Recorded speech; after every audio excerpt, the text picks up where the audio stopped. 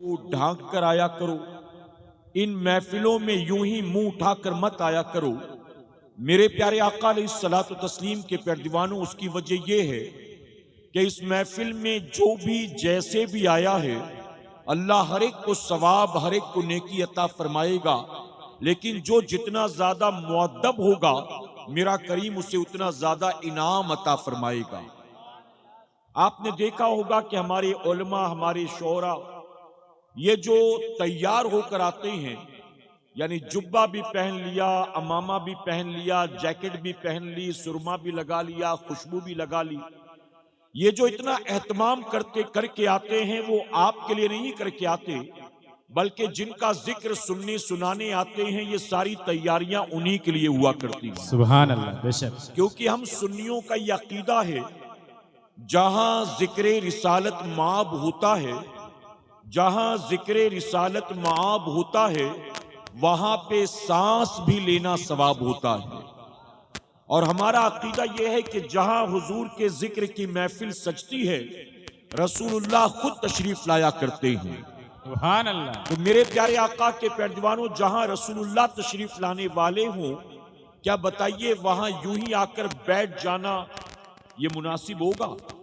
अगर बताएं आप, कोई बंदा गैरेज में काम करता है, या कोई बंदा टेलर का काम करता है, या कोई बंदा बाजार में 8 घंटे 10 घंटे मेहनत मशक्कत करता है, मजदूरी करता है, रात जब अपने घर लौटा तो घर आने के बाद उसको गांव में या पड़ोस में या किसी रिश्तेदार के यहाँ शादी में जाना था, तो दिन भर जो कपड़े पहनकर रखता है, जिस हाल में दिन भर होता है, घर आने के बाद क्या बताइए वैसे ही वो शादी में भी चला जाता है? आप कहेंगे नहीं, बल्कि घर आने के बाद अगर शादी में जाना हो तो तैयारी करके वो जाएगा। दिन भर पसीने में डूबा होगा तो नहाएगा भी, कपड़े भी तब्दील करेगा, खुशबू भी लगाएगा, बाल भी बनाएगा। अगर दिन भर बाजार में स्लीपर पहनकर काम किया है, तो शादी ब्याह में जूता पहनकर जाएगा, स्लीपर पहनकर नहीं जाएगा। मेरे प्यारे आका के प्यारे दीवानों, अगर मान लीजिए आपके इलाके के एमएलए साहब ने आपको मिलने के लिए बुलाया, आपको लंच पर एमपी साहब ने बुलाया है, आपको मिनिस्टर के साथ डिनर करने का मौका मिला है, आपको प्रेसिडेंट की तरफ से दिल्ली इनवाइट किया गया है, आप मुझे दिल पर हाथ रखकर बताएं, क्या आप ऐसे बड़े बड़ों के पास यूं ही मुंह उठाकर चले जाएंगे? जो रोजमर्रा का कपड़ा होगा, जो घर में पहनने वाली चप्पल होगी, बिना हाथ मुंह धोए, बिना कपड़ा तब्दील किए, क्या यूं ही निकलकर किसी एमएलए के पास, किसी एमपी के पास, किसी मिनिस्टर के पास, प्रेसिडेंट के पास आप चले जाएंगे? तो हर कोई कहेगा कि नहीं नहीं, ऐसे तो कोई नहीं जाएगा। बुलाने वाला जितना बड़ा होता है, उसके पास जाने के लिए तैयारी भी वैसी ही की जाती है। अब मुझे सुन्नियों दिल पर हाथ रखकर बताओ, अगर बुलाने वाला मेजबान बड़ा हो तो हम भी तैयारी उसी एतबार से करके जाते हैं। इस कायनात में अल्लाह ने अपने महबूब से बड़ा भी किसी को पैदा फरमाया है? तो अगर रसूलुल्लाह की महफिल में आ रहे हो, और ऐसी महफिल में जहां सिर्फ उनकी नाते ही नहीं पढ़ी जाती, जहां सिर्फ उनके फरामीन ही नहीं सुनाए जाते, जहां सिर्फ उनकी तारीफ ही नहीं की जाती, बल्कि जहां खुद वो तशरीफ भी लाया करते हैं, तो ऐसी जगह पर क्या यूं ही चले जाना मुनासिब है? मेरे प्यारे आका के प्यारे दीवानों, आज जो हालात बन गए हैं ना मुल्क के, आज जो मुल्क के हालात बन गए, इन हालात में मेरा मशवरा यह है कि सिर्फ जलसों ही में टोपी ना पहना करो, बल्कि हमेशा टोपी पहनने की आदत बनाओ। क्या इंशाअल्लाह? उसकी वजह के मस्जिद में टोपी पहनकर जाना यही रसूलुल्लाह की सुन्नत नहीं है। रसूलुल्लाह बाजार में भी सर ढांक कर जाया करते थे, रसूलुल्लाह मैदाने जंग में भी सर ढांक कर जाया करते थे, रसूलुल्लाह वॉशरूम में भी यानी इस्तिंजा खाने में भी सर ढांक कर जाया करते थे, रसूलुल्लाह दस्तरख्वान पर भी सर ढांक कर बैठते थे। तो एक तो सबसे पहली चीज यह है कि अगर आप अपने सर को ढांकने की आदत बनाएंगे तो रसूलुल्लाह के सुन्नत पर अमल हो जाएगा। और अल्लाह न करे, 100,000 बार न करे, अगर कहीं कहीं दुश्मन के शिकार हो गए और किसी ऐसी जगह पर आपको लोगों ने घेर कर मार दिया कि जहां लोग आपको जानते पहचानते नहीं है, तो कम से कम आपके सर पर टोपी होगी, आपकी जेब में टोपी होगी, तो आपकी टोपी से तो पता चल जाएगा कि हमने जिसको मारा है ये कलमा पढ़ने वाला मुसलमान है। वरना अगर आपके पास टोपी नहीं होगी तो आपको मारकर मारने वाले चले जाएंगे और बाद में लोगों को आपको नंगा करके देखना पड़ेगा कि किस मजहब से ताल्लुक रखता है। करेक्ट है कि नहीं बताओ? और बुरा मत मानिए, एक बात और अर्ज करूं अदब के साथ। मैं पिछले साल भी इस जलसे में आया था, शायद आपको याद हो, मुझे तो याद है अच्छी तरह से। आपके यहां अक्सर गांव में बड़े बड़े सालाना जलसे होते हैं और सालाना जलसों में कौमे मुस्लिम के लाखों रुपए खर्च होते हैं। करेक्ट है कि नहीं बताइए? सालाना जलसों में कौमे मुस्लिम के लाखों रुपए खर्च होते हैं, लेकिन जलसे में आने के बाद बहुत तकलीफ होती है ये देखकर कि जिस गांव में 28 साल से 32 साल से 40 साल से 45 साल से सालाना जलसा होता चला रहा है, जिस गांव की मस्जिद का मीनार इतना ऊंचा है, जिस गांव के अंदर 2-2 मदरसे चलते हैं, उस गांव के जलसों में आने वाले जवानों को यह भी पता नहीं है कि जलसे में आने के आदाब क्या है। अब आप बताइए कि जिस कौम के जवान को यही नहीं पता कि जलसे में जाने के आदाब क्या हैं, उसे और कोई चीज मालूम होगी? नमाज में कितनी बातें शर्त हैं, नमाज के फराइज कितने हैं, नमाज के वाजिबात कितने हैं, आप बताइए ये किसे पता होगा जिसे इस महफिल में आने के आदाब नहीं मालूम? अगर कहूं तो गलत नहीं होगा, उसे पता नहीं कलमा भी याद होगा कि नहीं याद होगा। मेरे प्यारे आका के पैरवानों, हमारी कौम के जवान, अगर आप इनसे पूछो कि मुझे YouTube पर चैनल बनाना है, कैसे बनाऊं, तुझे मालूम है? वो कहेगा क्या नाम से बनाना है, बता, मैं बना देता हूं। वो कहेगा ला, मैं बना देता हूं तेरा चैनल, मैं तेरा फेसबुक पर पेज बना देता हूं, मैं तेरा अकाउंट बना देता हूं, मैं तेरी वीडियो लोड कर देता हूं, मैं तेरा वीडियो वायरल कर देता हूं। मेरे प्यारे आका के पैरवानों, वो तमाम चीजें जो आज दुनिया में जरूरियात के एतबार से हम इस्तेमाल करते हैं, हमने वो सारी चीजें तो सीख ली, लेकिन मुसलमान माँ की कोख से पैदा हुए, मुसलमान बाप दादा परदादा के घर और खानदान में पैदा हुए, मुसलमान के घर पैदा होकर अगर कोई बच्चा 15 साल 18 साल 20 22 23 साल का जवान हो गया और उसे 5 कलमा नहीं आता, उसे गुस्ल करना नहीं आता, उसे वजू करना नहीं आता, तो ये बताइए कितनी बड़ी शर्म की बात है हमारे और आपकी। सिर्फ नारे लगा लेना काफी नहीं है, सिर्फ नात शरीफ सुनकर नजराना लुटा देना काफी नहीं है, सिर्फ जलसों में रात भर बैठकर अपनी हाजिरी लिखा देना यह काफी नहीं है, बल्कि मेरे प्यारे आका के पैरवानों, मौजूदा दौर में जरूरत इस बात की है कि अपने दीन को सीखने की कोशिश करें। आप कहें इंशाअल्लाह, मोहब्बत से कहें, अपने दीन को सीखने की कोशिश करें। कल मगरिब के बाद माह मुहर्रम का चांद होगा, या फिर कल नहीं हुआ तो परसों होगा। मेरे प्यारे आका के पैरवानों, 1 मुहर्रम से आप जानते हैं कि इस्लामी नए साल का आगाज होता है, पता है कि नहीं आपको? 1 जनवरी से मुसलमानों के नए साल का आगाज नहीं होता, हमारे नए साल का आगाज होता है 1 मुहर्रमुल हराम से।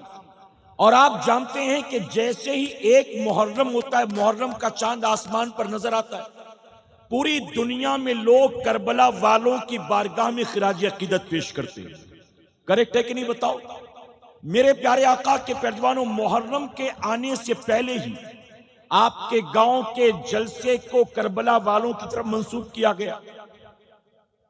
शोहदाए करबला कॉन्फ्रेंस, इसी तरह जैसे ही मुहर्रम का चांद हो, सिर्फ आपका वेस्ट बंगाल, इंडिया, मुंबई नहीं, पूरी दुनिया में लोग करबला वालों की बारगाह में खिराज अकीदत पेश करते हैं। कहीं जिक्र हुसैन की महफिल सजती है, कहीं इमाम हुसैन के नाम पर लंगर होता है, कहीं इमाम हुसैन के नाम पर सबील लगाई जाती है, कहीं इमाम हुसैन के नाम पर ताजिया बिठाया जाता है, कहीं इमाम हुसैन के नाम पर मेले लगाए जाते हैं, कहीं इमाम हुसैन के नाम पर तरह तरह के रस्म रिवाज किए जाते हैं, कहीं इमाम हुसैन के नाम पर नोहा मरसिया मातम होता है, कहीं इमाम हुसैन के नाम पर सिर्फ ताजिया नहीं बल्कि ताजिया दारी भी होती है, कहीं इमाम हुसैन के नाम पर लोग फकीर बनकर घूमते हैं, कहीं इमाम हुसैन के नाम पर लोग शेर बनकर तमाशा दिखाते हैं, कहीं इमाम हुसैन के नाम पर अलावे कूदे जाते हैं। मेरे प्यारे आका के पैरदीवानों, दिल पर हाथ रखकर मुझे जवाब दें, आज के दौर का खुश अकीदा सुन्नी मुसलमान करबला वालों के नाम पर जितने तामझाम कर रहा है, क्या इमाम हुसैन ने करबला में कुर्बानी इसलिए दी थी? इमाम हुसैन की कुर्बानी का असल मकसद क्या था? क्या कुर्बानी इसलिए दिया था आपने कि मेरे नाम पर कयामत तक महफिल सजाई जाए? क्या कुर्बानी आपने इसलिए दिया था कि मेरे नाम पर हर साल 10 मुहर्रम को मेला लगाया जाए, मेरे नाम पर अलम बिठाया जाए, मेरे नाम पर पंजे उठाए जाएं, मेरे नाम पर ताजिए बनाए जाएं, मेरे नाम पर छातियां पीटी जाएं, मेरे नाम पर गांव गांव में करबला बनाया जाए, मेरे नाम पर ढोल ताशे बजाए जाएं? आप दिल पर हाथ रखकर जवाब दो, ये जितने काम हम कर रहे हैं, क्या मेरे इमाम ने कुर्बानी करबला में इसलिए दी थी कि मेरा कयामत तक नाम बाकी रहे, मेरे नाम पर ताजिया बिठाया जाए, मेरे नाम पर मेला लगाया जाए, मेरे नाम पर ढोल ताशा बजाया जाए? मेरे प्यारे आका के पैरदीवानों, आपका दिल गवाही देगा कि हम जो कुछ भी कर रहे हैं ये महज मौजूदा दौर के रस्म रिवाज हैं। इमाम हुसैन ने कुर्बानी जो करबला के मैदान में दी थी, उस कुर्बानी का मकसद ये नहीं था। इमाम हुसैन कयामत तक के लिए अपने नाम का परचम बुलंद कराने के लिए नहीं आए थे, अपने नाम पर ताजिया बनवाने नहीं आए थे, अपने नाम पर ढोल ताशे बजवाने नहीं आए थे, अपने नाम पर अलम उठवाने नहीं आए थे, अपने नाम पर मेला लगवाने नहीं आए थे। हुसैन करबला के मैदान में अपना सर कटा के, अपना खानदान लुटा के कयामत तक के लिए अपने नाना के दीन को बचाने के लिए आए थे। सुभान अल्लाह, सुभान अल्लाह। इमाम हुसैन का यजीद के साथ झगड़ा किस बात का था? प्रॉपर्टी का झगड़ा था, महल का झगड़ा था, खेत का झगड़ा था, बैंक बैलेंस का झगड़ा था। मेरे प्यारे आका के पैरदीवान, आज कुछ बद अकीदा और गुमराह ये कहते हैं कि इमाम हुसैन करबला में माज़ल्ला सुम्मा माज़ल्ला खिलाफत के लिए आए थे, तख्त व ताज व हुकूमत के लिए आए थे। आपने सुना होगा, बाज लोग इस्लामिक स्कॉलर कहलाते हैं, लेकिन बद अकीदगी और खबासत की बुनियाद ये कहते हैं कि करबला की जंग ये 2 अरबों के खून की गर्मी का नतीजा था। करबला की जंग खिलाफत और मनसब और तख्त और ताज के लिए थी। हम कहते हैं यकीनन यजीद के पॉइंट ऑफ व्यू से देखें तो करबला की जंग खिलाफत के लिए थी, हुकूमत के लिए थी, तख्त और ताज के लिए थी। लेकिन इमाम हुसैन की नजर से देखें, इमाम अली मकाम के पॉइंट ऑफ व्यू से देखें तो करबला की जंग खिलाफत और तख्त और ताज और हुकूमत के लिए नहीं थी, बल्कि सिर्फ नाना के दीन की बका के लिए, नाना के दीन की हिफाजत के लिए। मेरे प्यारे आका के पैरदीवानों, आप मुझे जवाब दें, अगर आपके गांव का कोई सोशल वर्कर काउंसलर बन जाए, प्रधान बन जाए, 2 बार प्रधानी का इलेक्शन लड़ा जीता, उसके बाद वो एमएलए की टिकट पा गया, एमएलए बन गया, 3 बार एमएलए का टिकट लेकर जीता और उसके बाद उसको एमपी का टिकट मिल गया, एमपी बन गया, 4 बार एमपी का इलेक्शन जीता, बाद में उसको सेंट्रल गवर्नमेंट में बुला लिया गया।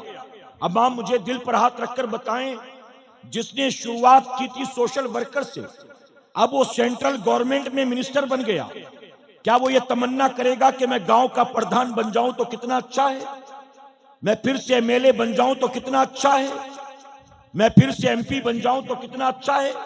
क्या वो तमन्ना करेगा कि सोशल वर्कर बनकर गली मोहल्लों में काम करता वही अच्छा था?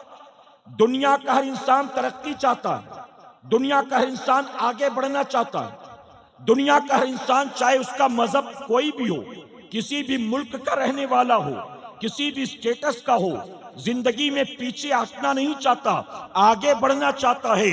यजीद के लिए तख्त ताज और खिलाफत बहुत बड़ी चीज थी, लेकिन इमाम आली मकाम के लिए ये दुनिया की हुकूमत तो तख्त ताज कोई मायने नहीं रखता था। उसकी वजह के यजीद जबरन तख्त ताज पर मालिक बनकर बैठा था, और इमाम हुसैन के नजदीक ये दुनिया का तख्त ताज और खिलाफत कोई मायने नहीं रखता था, क्योंकि इमाम हुसैन तो वो थे कि जिनके नाना ने इमाम हुसैन को दुनिया में जीते जी जन्नती जवानों की सरदारी अता कर दी थी। तो जिसको रसूलुल्लाह ने जन्नती जवानों की सरदारी अता कर दी हो, अरे जो जन्नत का सरदार हो, उसके लिए दुनिया का तख्त ताज कोई मायने रखता है? मेरे प्यारे आका के प्यारे जवानों, यजीद तख्त ताज और हुकूमत के लिए आया था, इमाम सिर्फ नाना के दीन की हिफाजत के लिए आए थे। इमाम हुसैन का झगड़ा किस बात का था? तवज्जो है ना आपकी? यजीद सहाबी रसूल का बेटा, हजरत अमीर माविया रज़ियल्लाहु तआला अन्हु का बेटा होकर भी शराब पीता था। बल्कि तारीख तबरी अल बिदाया वल निहाया उठाकर देखिए, ये तारीख की किताबें, ये बरेलवियों की लिखी किताबें नहीं हैं। ये किताबें उठाकर देखें तो लिखते हैं कि यजीद वो पहला मुसलमान था जिसने चेहरे से दाढ़ी को मुंडाया था। यानी यजीद से पहले दाढ़ी मुंडाने की कोई मुसलमान जुर्रत नहीं करता था। यहूदी मुंडाते थे, ईसाई मुंडाते थे, मुशरिकीन मुंडाते थे, लेकिन यजीद पहला मुसलमान था जिसने चेहरे से दाढ़ी को मुंडाया। यजीद शराबी था, यजीद जुआरी था, यजीद जानी था। यजीद के महल में रात भर ढोल घुंघरू बजा करते थे, नाच गाना होता था। रात भर उसके महल में नाच गाने, शराब और शबाब और कबाब की महफिल सजा करती थी। ये सारी बुराइयां उसके अंदर होने के बावजूद वो चाहता था कि इमाम हुसैन उसकी बैयत कर ले, इमाम हुसैन उसके हाथ में हाथ दे दें।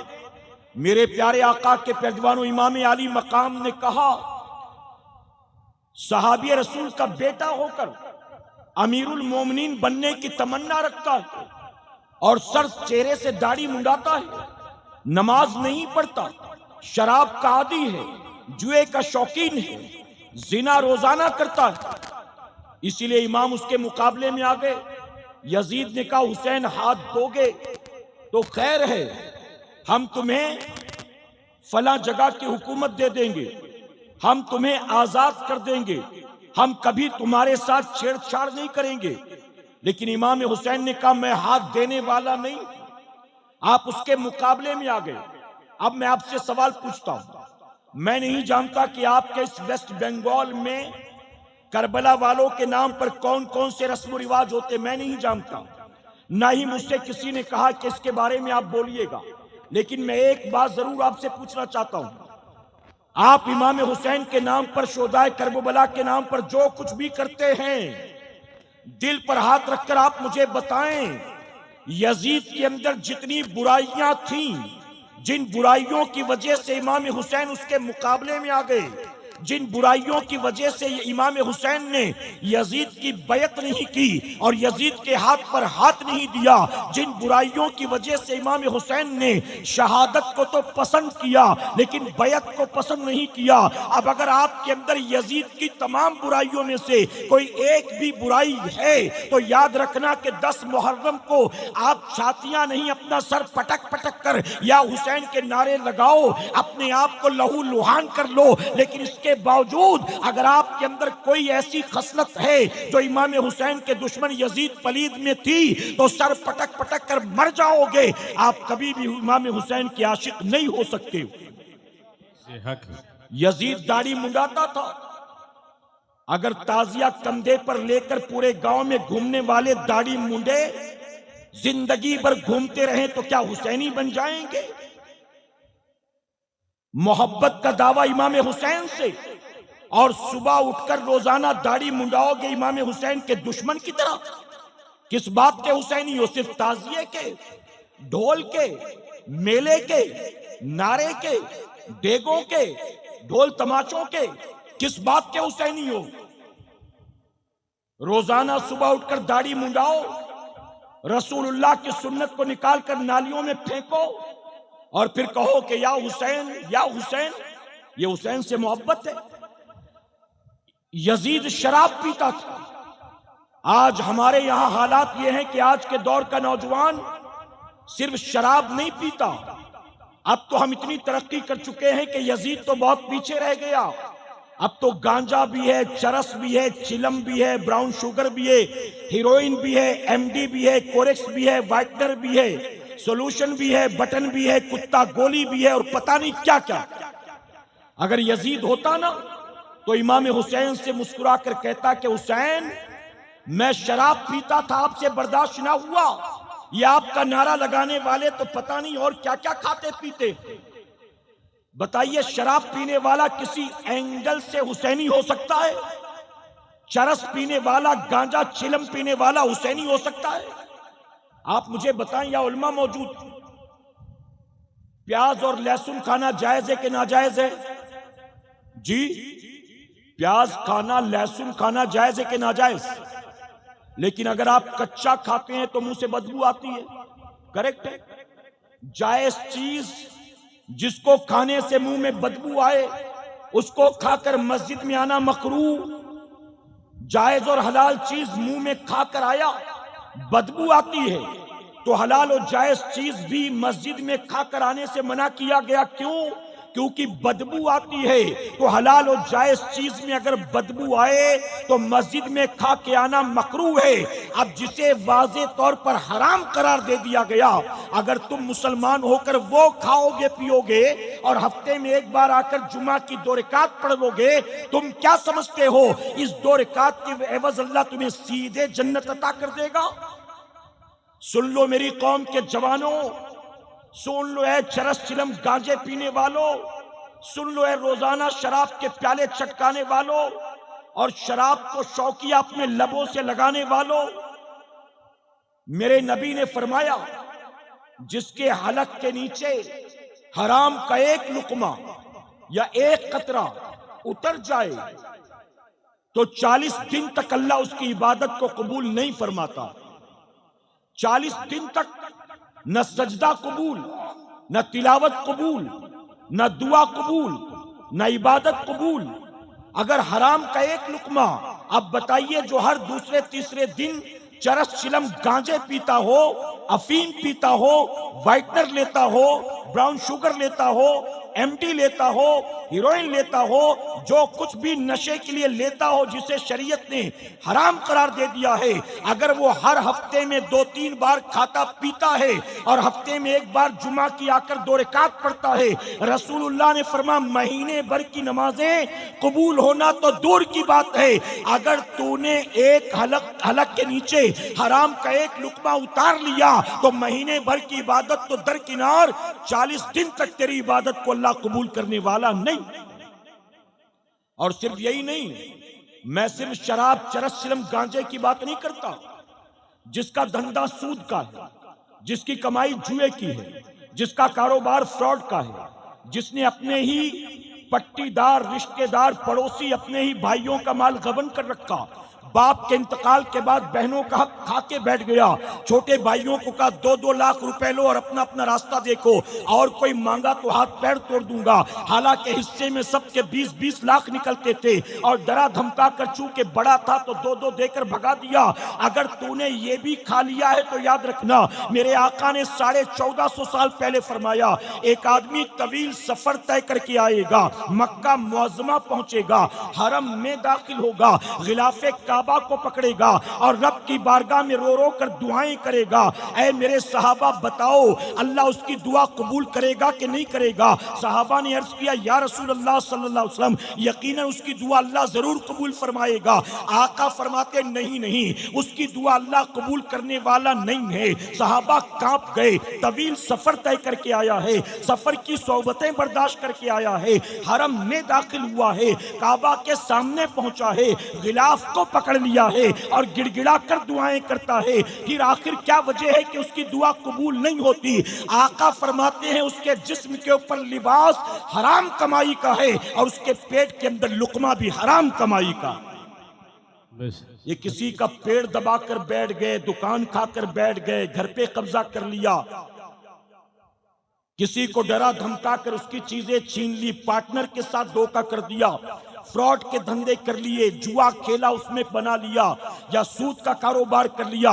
मैं brown sugar, heroin, MD, Corex की ही बात नहीं करता। अगर किसी ने हराम रास्ते से अगर कमाया है और कमा कर लखपति नहीं करोड़पति बन गया और करोड़पति बनकर दुनिया में उसने बहुत इज्जत और दौलत इकट्ठा कर ली, लेकिन फिर भी अल्लाह की बारगाह में उसकी कोई इबादत मकबूल नहीं है, अल्लाह उसकी दुआ कबूल करने वाला नहीं है। मेरे प्यारे आका के प्यारवानों, इमाम हुसैन का यजीद पलीद के साथ झगड़ा किस बात का था?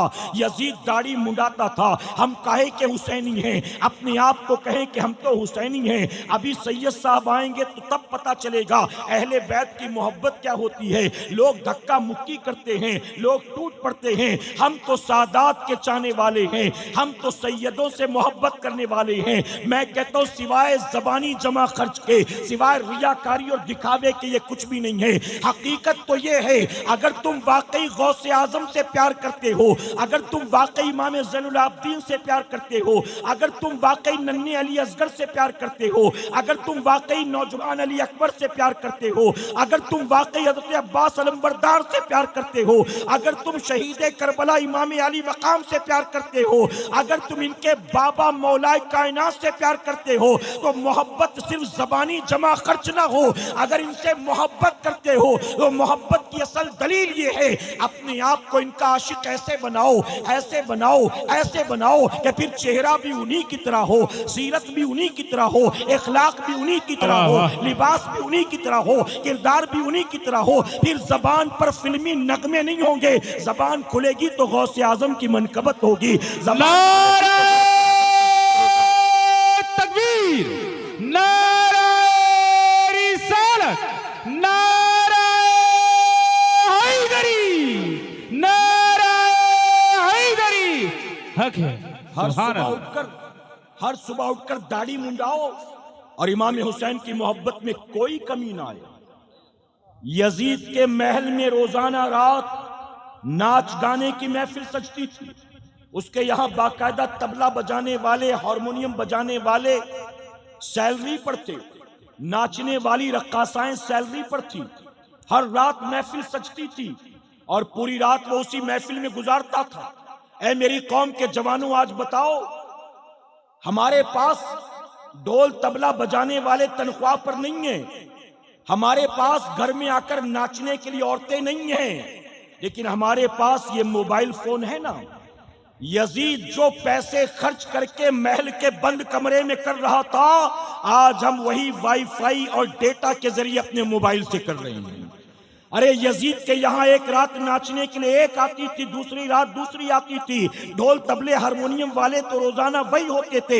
हम तो उससे कितना आगे निकल गए हैं, हम तो उंगली के इशारे पर हर हीरोइन को नचा रहे होते हैं, हम तो न जाने कितनों से ढोल तबला बजवा रहे होते हैं। ऐ मेरी कौम के जवानों, यजीद के महल में रात भर ढोल घुंघरू की आवाज आती थी और आज हमारे कानों में भी रात भर ढोल घुंघरू की और नाच गाने की आवाज आती है। अरे जिन आवाजों से अल्लाह और उसके रसूल ने नफरत की, जिन आवाजों के मुकाबले में इमाम हुसैन खड़े हो गए, आप जरा सोचो कि वही आवाजें हम भी सुने और फिर मुहर्रम के दिन कहे या हुसैन हम न थे, या हुसैन हम न थे, और फिर हुसैन पाक की मोहब्बत के नारे लगाओ। ये कैसी मोहब्बत है इमाम हुसैन से? ऐ सरकारे मदीना के पैरवानों, अगर इमाम हुसैन से मोहब्बत है, ये ताजिया मोहब्बत की अमानत अलामत नहीं है, ये ताजिया दारी मोहब्बत की अलामत नहीं है, अलम का बिठा लेना मोहब्बत हुसैन की अलामत नहीं है, नारा लगा लेना मोहब्बत हुसैन की अलामत नहीं है, सिर्फ और सिर्फ नजरो नियाज का एहतमाम कर लेना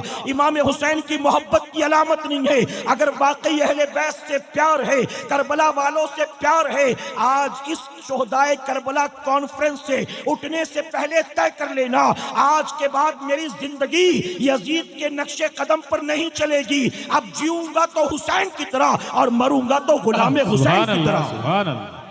सुभान अल्लाह। हक है। मेरे प्यारे आका के प्यारे दीवानों, 10 मुहर्रम की तारीख थी। सुबह से यजीदियों ने जंग का आगाज किया। तवज्जो है ना आपकी? 10 मुहर्रम की तारीख थी। अहले बैत या तहार उनके रुफ़का 3 दिन से भूखे प्यासे थे। यजीद की तरफ से बहुत पेशकश की गई, समझाया गया, बहलाया फुसलाया गया, डराया धमकाया गया, लेकिन इमाम हुसैन ने कहा किसी भी हालत में एक फासिक व फाजिर के हाथ पर मैं हाथ नहीं देता, किसी भी सूरत में मैं यजीद की बैत नहीं करता। आखिरकार 10 मुहर्रम को सुबह से जंग का आगाज हुआ। एक एक करके इमाम आली मकाम के रुफ़का शहीद होते रहे।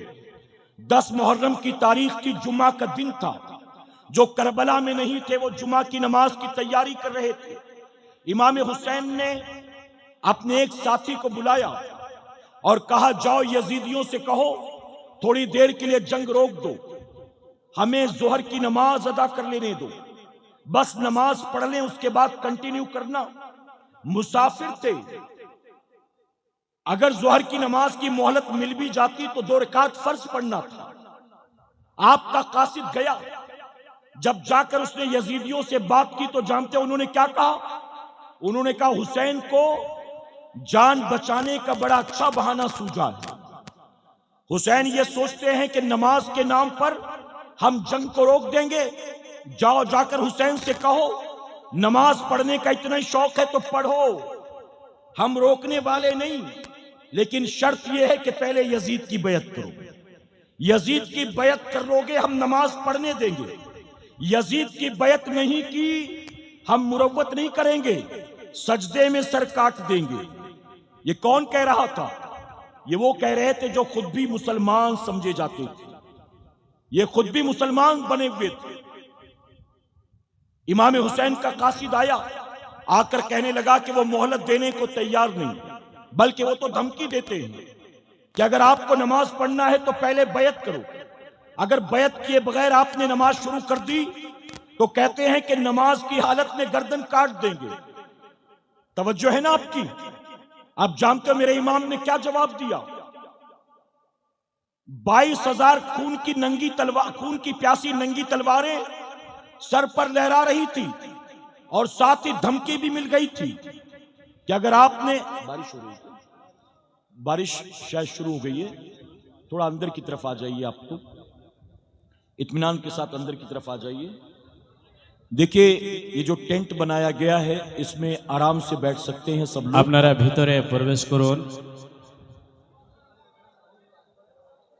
वीडियो वाला भाई थोड़ा आगे बढ़ जाइए। नहीं उनको रहने दो, लोग आगे आकर बैठ जाए ना। अच्छा अच्छा, आप लोग रहिए, लोग आके सामने आकर बैठ जाइए। আপনারা সামনে এসে বসে যান। আপনারা সামনে এসে বসুন।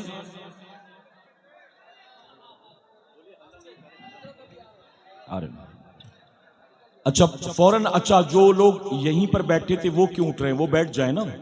जो बाहर से आने वाले हैं यानी जो बाहर बैठे थे पिंडाल के, उनको अंदर ले लो। बस ये साहब थोड़ी देर में तशरीफ लाने वाले, और मैं भी बिल्कुल कंक्लूजन की तरफ चल रहा हूं, बात मुकम्मल करने वाला हूं। देखिए कोई मुझे तो बारिश की बूंदें नजर नहीं आ रही हैं, बारिश हो रही है लेकिन कोई इतनी ज्यादा भी नहीं हो रही है, ठीक है, कि परेशान होना पड़े। बच्चे और बुजुर्ग हजरात जो हैं वो अंदर की तरफ आ जाएं। अगर जवान भीग भी जाए तो कोई मसला नहीं ना, अपने पेट के लिए तो कई बार भीगे होंगे ना, अपने पेट के लिए, रोजी रोटी के लिए तो कई बार भीगे होंगे। कहीं निकल गए रास्ते में और बारिश शुरू हो गई, छुपने की कोई जगह नहीं थी तो क्या करते थे? घर तो वापस नहीं आते थे ना, फिर तो भीग ही जाते थे। कोई बात नहीं, आज अगर भीग भी जाओगे तो आपका ये भीगना भी मेरा मौला देख रहा है। आपका ये भीगना भी पेट के लिए नहीं है, रब रसूल की रजा के लिए। और मेरे नबी फरमाते जो इल्म की तलब में अपने घर से चला और उसके पैर गर्दालूद हुए, यानी पांव में धूल मिट्टी लग गई, आका फरमाते अल्लाह उन पैरों को जहन्नम से आजाद फरमा देगा। तो अगर जिक्र की महफिल की तरफ चले, पैर में धूल मिट्टी लग गई तो उन पैरों को जहन्नम से आजाद, अल्लाह के खजाने में कोई कमी नहीं है। आज शोहदाए करबला के नाम पर अगर आप पर बारिश के चंद छींटे पड़ भी गए, ये बारिश आपको इंशाअल्लाह मैशर की प्यास से बचा लेगी। सुभान अल्लाह, हक है। ये बारिश आपको मैशर की गर्मी से बचा लेगी। ये बारिश आपको कब्र की गर्मी से बचा लेगी इंशाअल्लाह। तो थोड़ी सी बारिश के कतरे पड़ भी जाएं तो कोई मसला नहीं, ठीक है, इजाजत है आपकी। जो बुजुर्ग हजरात हैं, जिनके बीमार हो जाने का अंदेशा है, बच्चे हैं, वो अंदर की तरफ बैठ जाएं, नौजवान बाहर चले जाएंगे तो भी कोई मसला नहीं है। और शायद सब बैठ भी गए तो शायद बारिश रुक भी गई है। अल्लाह सबको जज़ाए खैर अता फरमाए। एक बार दुरूद शरीफ पढ़ लें आप। अल्लाहुम्मा सल्ली अला मुहम्मदिन व आलिहि अल्फा अल्फ मर्रा। मेरे प्यारे आका अलैहिस्सलातु तस्लीम के पैरदीवानों में अर्ज कर रहा था कि इमाम हुसैन के कासिद ने आकर कहा कि वो मानने को तैयार नहीं, बल्कि वो धमकी दे रहे हैं। वो कह रहे हैं कि अगर नमाज पढ़ना है तो पहले यजीद की बैत करो और फिर नमाज पढ़ो। अगर बिना बैत के तुमने नमाज शुरू कर दी तो हम मुरव्वत नहीं करेंगे, हम सजदे में सर काट देंगे। तो जानते हो इमाम हुसैन ने ये नहीं कहा उज़्र है, अल्लाह देख रहा है, जान पर बन आई है, अल्लाह माफ करने वाला है, चलो जान बचा लें, नमाज बाद में कज़ा कर लेंगे। इमाम जानते थे अगर कज़ा कर दूंगा तो कयामत तक जब भी करबला का जिक्र किया जाएगा तो हर कहने वाला यही कहेगा कि हुसैन ने नमाज कज़ा कर दी थी, हुसैन ने नमाज कज़ा कर दी थी। इसलिए इमाम ने कयामत तक के लिए मिसाल कायम कर दी। आपने नमाज को कज़ा नहीं फरमाया, आपने कहा जाओ जाकर यजीदियों से कह दो कि मुझे धमकियां देना बंद कर दे। अगर वो कहते हैं कि नमाज पढ़ने के लिए यजीद की बैत करनी होगी तो जाओ कह दो कि मैं यजीद की बैत करने के लिए ना कल तैयार था और ना आज तैयार हूं। और उनसे कह दो कि अगर वो सजदे में सर काटने पर आमादा हैं तो हुसैन भी सजदे में अपना सर कटाने पर आमादा है। सुभान अल्लाह, सुभान इमाम अल्लाह। ने कहा सर कटता हो तो कटे, लेकिन नमाज कज़ा नहीं होगी। हम हुसैनी हैं, बुरा मत मानिएगा।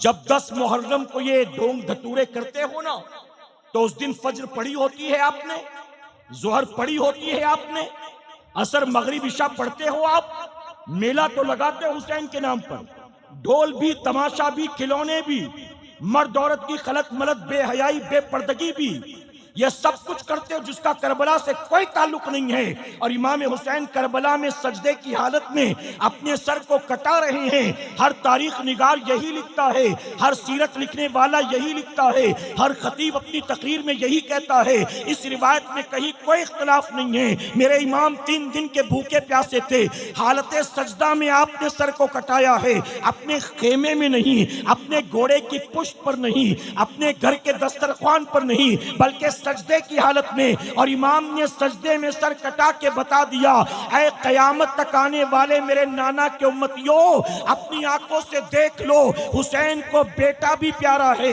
भाई भी प्यारा है, शहर बानो भी प्यारी है, हुसैन को बेटी सकीना भी प्यारी है, हुसैन को अपना घर बार भी प्यारा है, हुसैन को अपनी जिंदगी और मदीना भी प्यारा है। लेकिन ऐ मेरे नाना के उम्मतियों देख लो, हुसैन को अगरचे सब चीजों से प्यार है, लेकिन सजदे में सर कर इमाम ने बताया हुसैन को सबसे ज्यादा नाना की आंखों की ठंडक नमाज से प्यार है। सुभान अल्लाह, सुभान अल्लाह, सुभान अल्लाह। इमाम हुसैन 22,000 तलवारों के साए में जान को दांव पर लगाकर नमाज अदा करें। हुसैन 22,000 तलवारों में नमाज पढ़े और हम 4 यारों में होते हैं तो नमाज भूल जाते हैं, कारोबार में होते हैं तो नमाज भूल जाते हैं, शादी ब्याह में होते हैं तो नमाज भूल जाते हैं।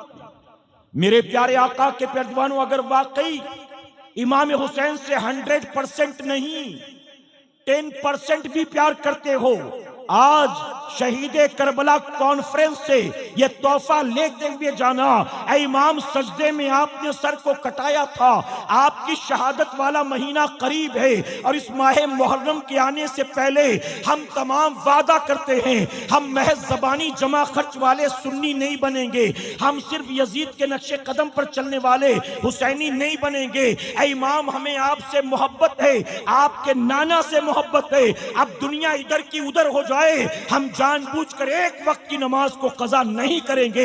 आप ये तय करके जाएंगे और आज यहां से तोहफा लेकर जाएंगे, कहीं इंशाअल्लाह। इंशाअल्लाह। हमारी माएं बहनें भी सुन लें, अच्छा, बारिश तेज होगी तो थोड़ा अंदर और गुंजाइश हो तो आ जाएं आप। ये जो कैमरे लगे हैं ना, इसके आगे आकर बैठ जाएं आप।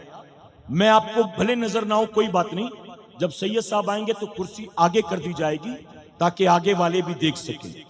तो थोड़ी सी मेहनत बर्दाश्त कर लें आप, यकीनन अल्लाह आप सबको इसका अजर अता फरमाएगा। और यह आपका मशक्कत बर्दाश्त करना भी यकीनन इमाम हुसैन के नाम पर है। ठीक है मेरे प्यारे आका के पैरजवानों, अब मुझे आवाज भी आने लगी बारिश की और बूंदे भी दिखाई दे रही हैं, तो शायद तेज हो गई है। अंदर की तरफ आकर बैठ जाएं। एक बार दुरूद शरीफ पढ़ लें आप। अल्लाहुम्मा सल्ली अला मुहम्मद व आलिहि अल्फ अल्फ मरहबा। मेरे प्यारे आका अलैहिस्सलातु तस्लीम के पैरजवानों, अब अपनी माओ बहनों और बच्चियों के लिए एक बात अर्ज करता हूं। करबला की बात चल रही थी ना, तो वो भी एक मिसाल, उनके लिए भी एक मिसाल और उनके लिए भी एक तोहफा, वो भी अपने साथ लेते जाएं। एक बार और दुरूद शरीफ पढ़ लें आप। सल्लल्लाहु अला नबील उम्मी व आलिहि व सल्लल्लाहु अलैहि वसल्लम। सलातो व सलामुन अलैका या रसूल अल्लाह सल्लल्लाहु अलैहि वसल्लम। आपने 2 बार दुरूद शरीफ पढ़ा। ताक अदद अल्लाह को बहुत पसंद है, यानी ऑड नंबर्स, तो 3 हो जाए, ताक अदद हो जाए, इसलिए एक बार और दुरूद शरीफ पढ़ लें। अल्लाहुम्मा सल्ली अला मुहम्मद व आलिहि अल्फ अल्फ मरहबा। मेरे प्यारे आका अलैहिस्सलातु तस्लीम के पैरजवानों, करबला में अहले बैत के जो आखिरी चश्मो चिराग बचे थे, उनका नाम आप जानते हैं? क्या नाम था उनका जी? देखिए आप यहां वहां देख रहे हैं, आपकी तवज्जो यहां नहीं है। करबला में जो अहले बैत के आखिरी चश्मो चिराग बचे थे, ये जो अभी हमारे सैयद साहब आने वाले हैं ना, ये उन्हीं की औलाद में से हैं। आखिरी चश्मो चिराग जो बच गए थे, इमाम ज़ैनुल आबिदीन। इमाम ज़ैनुल आबिदीन फरमाते, जिन्हें कहा जाता है आबिदे बीमार, इमाम ज़ैनुल आबिदीन फरमाते हैं कि जब हम मदीने से चले मक्का मुअज़्ज़मा के लिए, तो मेरी फूफी ज़ैनब हमारे साथ थी। हम जब मक्के पहुंचे, फूफी ज़ैनब साथ थी। फिर मक्के से हम कूफा के लिए चले तो फूफी ज़ैनब साथ थी। फिर जब हम कूफा जाना चाहते थे, कूफा नहीं जाने दिया गया, हुर के लश्कर ने घेरा और हमें करबला लेकर आ गए। हम करबला पहुंचे तो फूफी ज़ैनब साथ थी। इमाम ज़ैनुल आबिदीन कहते हैं, मदीना शरीफ से लेकर करबला तक पूरे सफर में मेरी फूफी ज़ैनब साथ थी। और इस पूरे सफर में मैंने देखा कि मेरी फूफी ज़ैनब ने किसी रात तहज्जुद की नमाज को क़ज़ा नहीं फरमाया है। पूरे सफर में हर रात तहज्जुद की नमाज अदा कर रही हैं। आप भी सुने, घर की औरतों तक पैगाम पहुंचाएं, और जो माएं बहनें बच्चियां बैठी हैं वो भी सुन लें। इमाम ज़ैनुल आबिदीन कहते, पूरे सफर में मेरी फूफी ज़ैनब ने कभी तहज्जुद को क़ज़ा नहीं किया। हम करबला आ गए। करबला में मकान नहीं था, खेमा था, जमीन रेत की थी, बिस्तर नहीं था, खाने पीने का थोड़ा सा सामान था, कोई बहुत खाने पीने का सामान और इंतजाम भी नहीं था। इमाम ज़ैनुल आबिदीन कहते, करबला में 2 तारीख, 3 तारीख, 4 तारीख, 5 तारीख हम घर पर नहीं हैं, करबला में हैं। तपते सेहरा में खेमा लगा हुआ है, लेकिन मेरी फूफी ने किसी रात तहज्जुद की नमाज को क़ज़ा नहीं किया। 7 तारीख को यजीदियों ने पानी बंद कर दिया। 8 तारीख हुई तो पानी खत्म, खाने की चीजें खत्म। 9 तारीख आई तो करबला के मैदान में अहले बैत के छोटे छोटे बच्चे भूखे प्यासे थे। इमाम ज़ैनुल आबिदीन कहते, पानी तो बंद हो गया, लेकिन फूफी की तहज्जुद बंद नहीं हुई। मेरी फूफी की तहज्जुद बंद नहीं हुई। फिर कहते, 10 तारीख को सुबह से जंग का आगाज हुआ, यहां तक के दोपहर होते होते तमाम हमारे जो रुफ़क़ा थे, अहले बैत थे, यजीदियों ने सबको शहीद कर दिया। ये जो शहीद किए गए, इनमें कोई मेरी फूफी का भाई था, कोई भतीजा था, कोई भांजा था। ये जो 72 लोग शहीद किए गए, इनमें हजरत ज़ैनब के 2 बेटे भी थे, और मोहम्मद जिनका नाम था। एक की उम्र 7 साल, एक की 11 साल आती है। ये 2 बेटे हजरत ज़ैनब के थे। इमाम ज़ैनुल आबिदीन कहते हैं कि रात का वक्त था, 10 मुहर्रम को हमारा पूरा खेमा लूट लिया गया, अहले बैत को शहीद कर दिया गया। 10 मुहर्रम का दिन गुजरा, जब सूरज डूबा, मगरिब के बाद 11 की रात आती है। इमाम ज़ैनुल आबिदीन कहते हैं 11 तारीख थी और ये 11 तारीख अहले बैत के लिए करबला में कोई कयामत से कम तारीख नहीं थी। हम भरा पूरा कुनबा लेकर निकले थे, सब कुछ लुट चुका था। हमारे खेमे के चारों तरफ हमारे अपनों की लाशें बिखरी पड़ी थी। इमाम ज़ैनुलाब्दीन कहते हैं रात के वक्त जब मैंने ये देखा तो मैं देखकर हैरान रह गया। रात की तारीकी में मेरी फूफी ज़ैनब ने खेमे का पर्दा हटाया है, खेमे से बाहर निकल कर आती है। चारों तरफ जो लाशें बिखरी हुई थी, मेरी फूफी ने एक नजर चारों तरफ बिखरी लाशों को देखा। इमाम ज़ैनुलाब्दीन कहते किसी का सर तन से जुदा था, किसी के हाथ पैर भी जुदा कर दिए गए थे, किसी का चेहरा पहचानने में नहीं आता था, किसी के जिस्म को घोड़े की टापों से रौंदा गया था। ऐसी 72 लाशें पड़ी हुई थी चारों तरफ। इनमें कोई मेरी फूफी का भाई था, कोई भतीजा था, कोई भांजा था, कोई उनके 2 बेटे भी मौजूद थे। इमाम ज़ैनुलाब्दीन कहते ये देखकर मेरी आंखें पटी की पटी रह गई। मेरी फूफी ने एक बार तमाम लाशों को देखा और देखने के बाद करबला के तपते हुए सेहरा से मेरी फूफी ने जो है आपने तयम्मुम किया है और तयम्मुम करके उस रात भी मेरी फूफी ने करबला के मैदान में तहज्जुद की नमाज को अदा फरमाया। सुभान अल्लाह। बेशक आप सोचे जिनके घर की बेटियां भाई की, भतीजे, भांजे और बेटे की लाश की मौजूदगी में तहज्जुद कज़ा न करे, क्या उन्होंने घर में रहकर कभी फर्ज नमाज छोड़ी होगी? कभी रसूलुल्लाह की सुन्नत को छोड़ा होगा? आज 10 मुहर्रम को हमारे घर की औरतें मेला देखने को तो तैयार हैं, लेकिन इमाम हुसैन के नाना की आंखों को ठंडक पहुंचाने के लिए अल्लाह का सजदा करने को तैयार नहीं। ताजिए पर मन्नत मानेंगी, रोटियां लुटाएंगी, बच्चों को घुमाएंगी, फेरे लगाएंगी और पता नहीं क्या क्या करेंगी। वो तमाम चीजें जिसका शरीयत और दीन से कोई ताल्लुक नहीं, इमाम हुसैन और करबला वालों के नाम पर वो सब कुछ करने को ये कौम तैयार है, लेकिन अल्लाह का सजदा करने को तैयार नहीं। यजीद बेनमाजी था, तुम 10 मुहर्रम को उल्टे सर खड़े होकर जो करना कर लो। अगर तुम नमाज नहीं पढ़ते तुम्हारा कोई अमल अल्लाह की बारगाह में मकबूल नहीं। अगर तुम ये समझते हो कि ढोल ताशे बजाकर हुसैनी हो जाओगे तो तुमसे बड़े तो हुसैनी वो हैं जो छुरी चाकू मारकर खून बहाते और कहते या हुसैन हम न थे।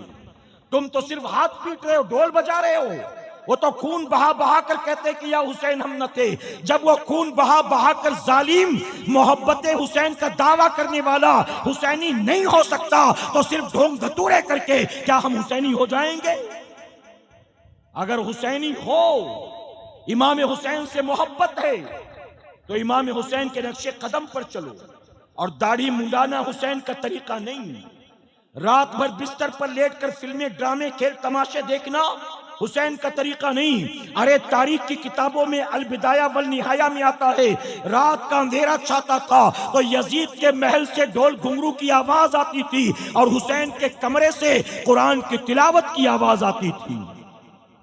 जब फज्र की अजान होती, यजीद अपने बिस्तर पर शराब के नशे में दूध पड़ा होता था और इमाम हुसैन घर का दरवाजा खोलकर अल्लाह के घर की तरफ बढ़ते थे और सिर्फ जाकर मस्जिद में नमाज नहीं पढ़ते थे बल्कि मदीने की मस्जिद में मदीने वालों की इमामत फरमाया करते थे। सुभान अल्लाह, सुभान अल्लाह। काम करो यजीद वाले और दावा करो हुसैनी होने का। मेरे प्यारे आका के पैरदवानों, आप मुझे बताएं, अगर माँ बाप आपसे कोई बात कहें और माँ बाप की बात आप ना माने तो माँ बाप कहेंगे अल्लाह ऐसी औलाद हर एक को दे? माँ बाप कहेंगे? माँ बाप उस औलाद को पसंद करेंगे जो औलाद दिन रात माँ बाप की नाफरमानी करे?